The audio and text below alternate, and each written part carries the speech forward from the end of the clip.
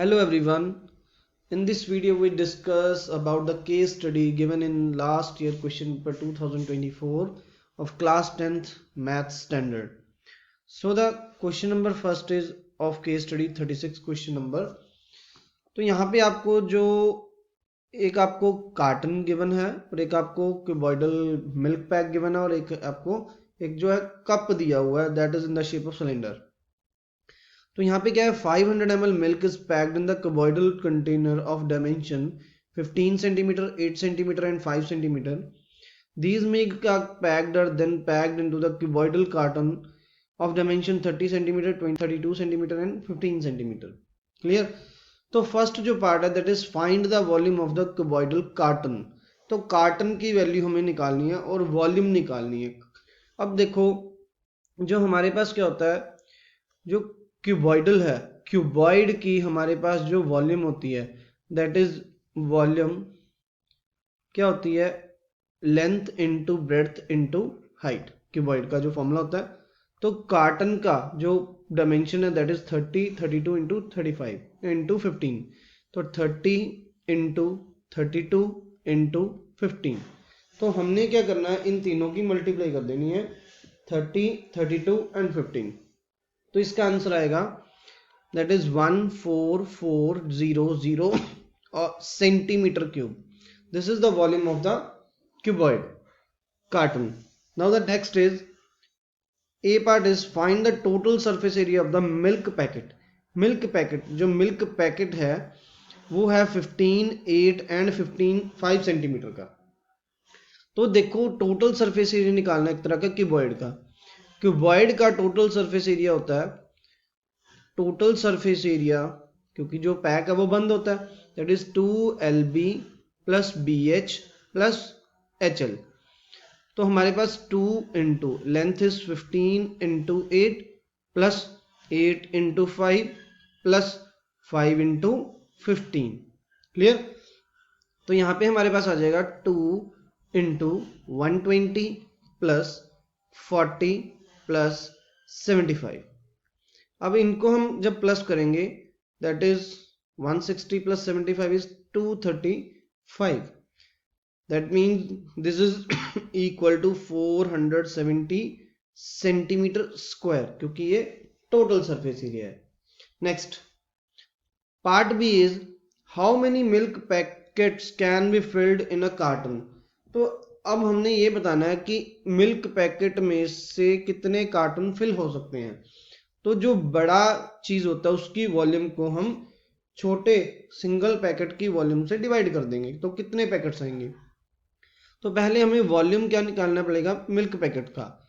Volume of packet is, और जो packet है वो भी क्यूबॉइडल शेप का है that is L into B into H. That means 15 multiply 8 multiply 5 that means this is equals to 600 centimetre cube. और हमने बनाने नंबर ऑफ पैकेट्स, तो number of packets equal to जो बड़ा वॉल्यूम है दैट इज 14400 डिवाइड बाय 600। ये 20 से 20 cancel हो गए और जो 144 है 6 के टेबल पे it goes on 24। That means जो 24 पैकेट्स हैं वो इसमें आ जाएंगे। Clear? Now move to the next question. Question is how much milk can the cup hold? अब ये जो कप की बात है ये आ गई, कप में कितना मिल्क आएगा, तो कितना होल्डिंग कैपेसिटी होती है दैट इज द वॉल्यूम। तो जो कप है that is in the shape of cylinder. Cylinder का जो वॉल्यूम होता है that is pi R square H. Clear? Pi is 22/7, R is, अब ये यहाँ पे देखो जो आ रहा है that is 5, that means 5 into 5 into height is 7, 7 से 7 कैंसिल हो गया। 22 को जब हम 5 से मल्टीप्लाई करेंगे वी गेट 110। 110 को अगर हम 5 से मल्टीप्लाई करेंगे that we get 550 centimetre cube. This is the volume, that means इतना मिल्क आएगा। क्वांटिटी ऑफ मिल्क कितना आ गया, क्वांटिटी ऑफ मिल्क होल्ड, तो कितना आ गया हमारे पास 550 centimetre cube. Clear? Now move to the next case study.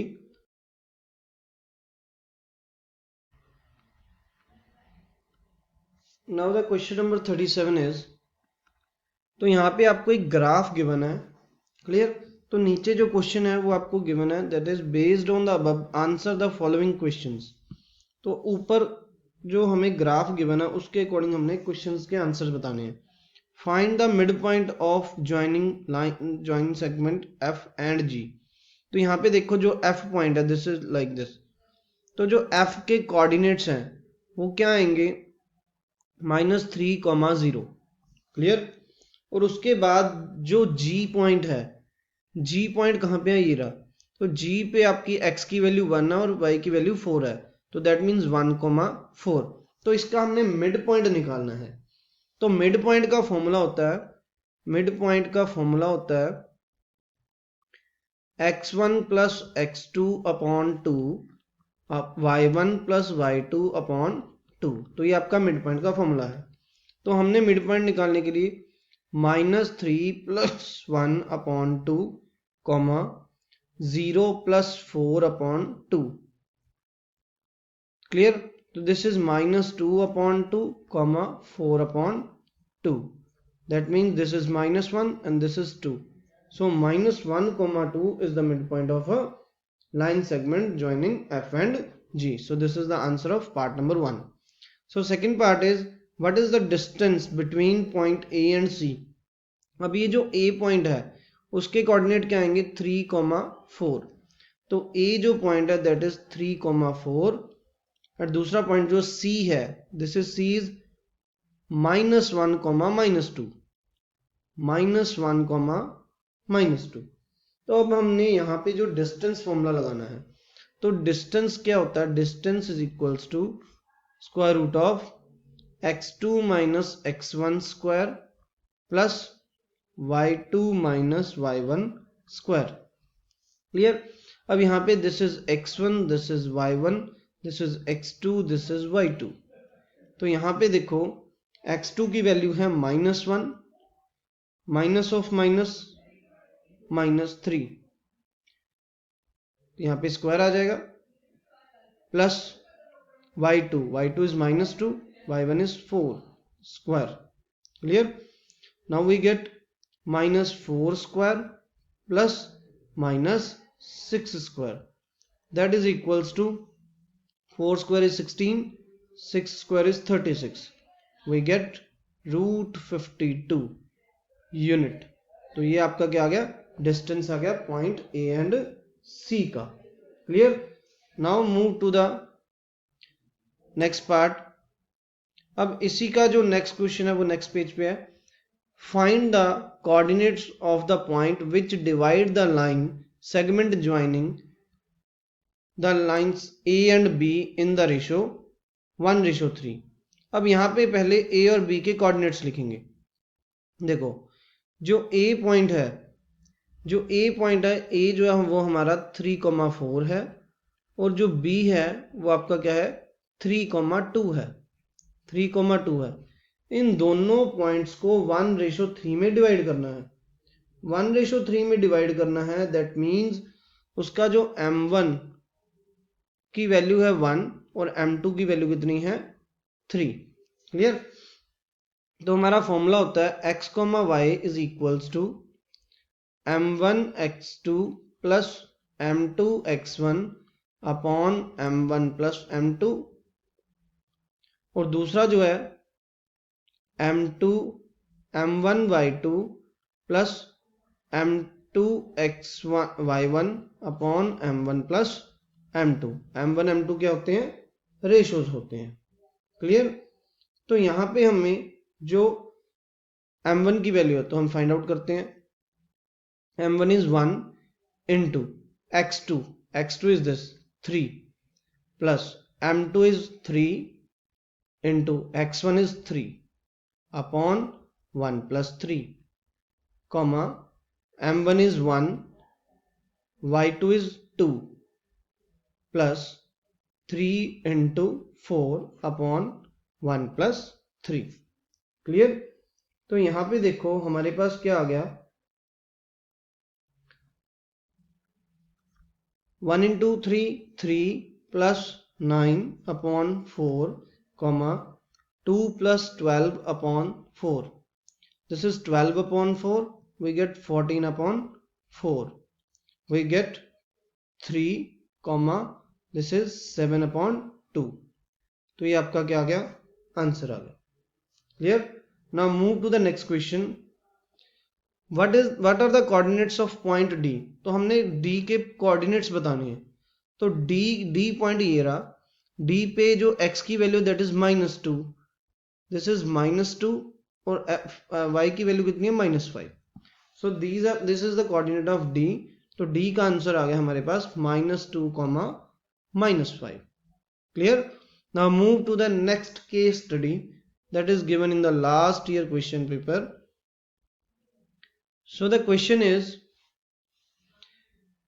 treasure hunt is an exciting and adventurous game where participants follow a series of clues, numbers / maps to discover hidden treasures. Players engage in a thrilling quest, solving puzzles and riddles to unravel the location of the coveted prize. While playing a treasure hunt game, some clues numbers are hidden in the various spots, collectively forming an AP means arithmetic progression. तो यहाँ से पता लग गया कि जो हमारा case study है वो किससे रिलेटेड है? अरिथमेटिक प्रोग्रेशन से रिलेटेड है. क्लियर? तो अब हमारा जो ट्रेजर हंट है, तो यहाँ पे देखो, if the number of nth spot is 20 + 4n. तो यहां से हमें पता लग गया कि जो an की वैल्यू है दैट इज 20 + 4n है. क्लियर? अब जो क्वेश्चन गिवन है, which spot is on first spot. तो फर्स्ट स्पॉट पे जो आपकी n की वैल्यू कितनी होगी? 1 होगी. तो दैट मीन्स हमने a1 की वैल्यू निकालनी है, that is 20 + 4 × 1. 20 + 4 that is equals to 24. तो फर्स्ट का आंसर आ गया हमारे पास 24. Next is which spot is numbered as 112. तो यहाँ पे हमने स्पोर्ट का नंबर बताना है जिसकी वैल्यू 112 है. दैट मीन्स हमें an की वैल्यू गिवन है 112. तो an का form a + n - 1d is equal to 112. Clear?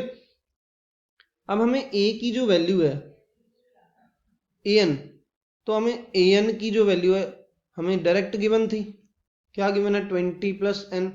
तो यहाँ पे हम डायरेक्ट पुट कर देंगे 20 + 4n इक्वल्स टू 112. क्लियर? तो that means 4n is equals to 112 - 20. 4n is equals to 92. n is equals to 92 divided by 4, we get 23.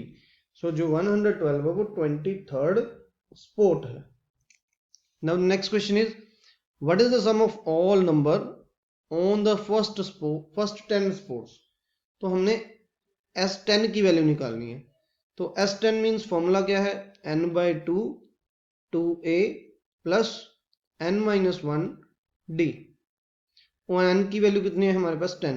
10/2 2 × a की value कितनी है? 24 प्लस, क्योंकि यहाँ पे हमने फर्स्ट स्पॉट की वैल्यू निकाली थी, 10 - 1 और d की वैल्यू कितनी है? 4. 4 कहाँ से आया? क्योंकि यहाँ पे देखो 4 का मल्टीपल चल रहा है. क्लियर? तो 4 का गैप चल रहा है. अब यहाँ पे हमारा 5 पे कैंसिल हुआ. 5 दिस इज 48 प्लस ये बनेगा 9. 9 × 4 इज 36. क्लियर? तो यहाँ पे बन गया 5 × this becomes 84. So answer is 420. तो 420 हमारा 10 स्पॉट्स का सम आ गया. Clear? Now move to the next part. Which number is on the n - 2th spot. तो n - 2th स्पॉट पे हमने जो नंबर बताना है क्या होगा? जो an की वैल्यू है दैट इज 20 + 4n. क्लियर? तो हमने बताना है n - 2. तो हमें n की जगह पे n-2 पुट करना है. We get 20 plus 4n-2. Clear? Now 20 plus 4n-8. 20 minus 8 is 12 plus 4n.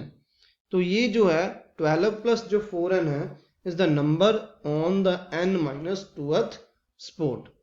Clear? So with this question we have completed the case studies of last year question paper 2024. Thank you for watching this video. Like, share and subscribe.